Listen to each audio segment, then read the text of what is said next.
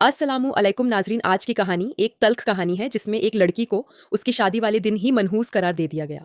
आज हम इस कहानी को सुनाएंगे और अगर आपको मेरी कोशिश पसंद आए तो प्लीज़ मेरे चैनल को सब्सक्राइब करें और मुझे सपोर्ट करें। ये रहा नोवेल का दूसरा किस्त। निकाह खवा ने कांपते हाथों से रजिस्टर आगे बढ़ाया।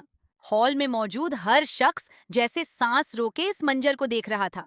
चाची का चेहरा गुस्से से लाल हो चुका था, लेकिन शाहमीर शाह के खौफ और आगा जान की खामोशी के आगे किसी की बोलने की हिम्मत नहीं थी। शाहमीर ने पेन उठाया और बिना किसी हिचकिचाहट के अपने दस्तखत कर दिए। अब बारी मिन्हा की थी।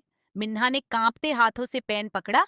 उसकी आंखों से गिरने वाले आंसू सीधे निकाह के कागज पर गिरे, जहां उसके आंसुओं ने शाहमीर के नाम की स्याही को थोड़ा सा फैला दिया। वह रोते हुए दिल में सोच रही थी, या अल्लाह, मैं किस मुसीबत से निकलकर किस झल्लाद के चंगुल में फंस गई हूँ। उसने रोते हुए दस्तखत कर दिए। निकाह मुकम्मल होते ही पूरे हॉल में एक अजीब सा सन्नाटा छा गया।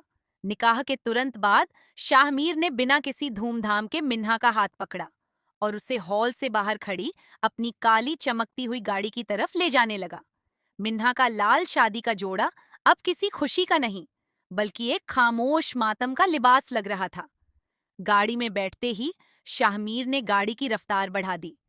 गाड़ी के अंदर सिर्फ मिन्हा के सिसकने की आवाज आ रही थी।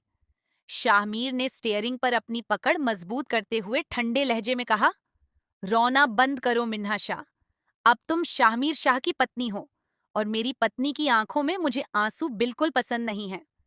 मिन्हा ने डरते हुए अपनी सिसकियां रोकने की कोशिश की, लेकिन उसका दिल डर के मारे बुरी तरह धड़क रहा था।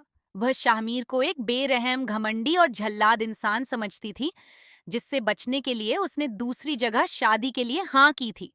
लेकिन किस्मत उसे घुमाकर वापस उसी के पास। जब वह शाहमीर के आलीशान फार्म हाउस पहुंचे, तो वहां कोई इस्तकबाल करने वाला नहीं था। हर तरफ अंधेरा और खामोशी थी। शामीर मिन्हा को लेकर अपने कमरे में दाखिल हुआ। कमरे की लाइट ऑन होते ही मिन्हा एक कोने में सहम कर खड़ी हो गई।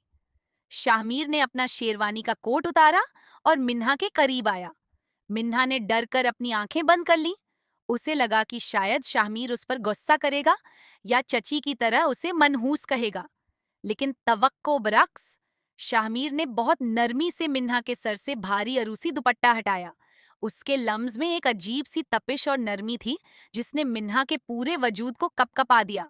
शाहमीर ने मिन्हा के चेहरे को अपने हाथों के प्याले में लिया और उसकी पथराई हुई आंखों में देखते हुए बोला, लोग तुम्हें मनहूस कहते हैं मिन्हा।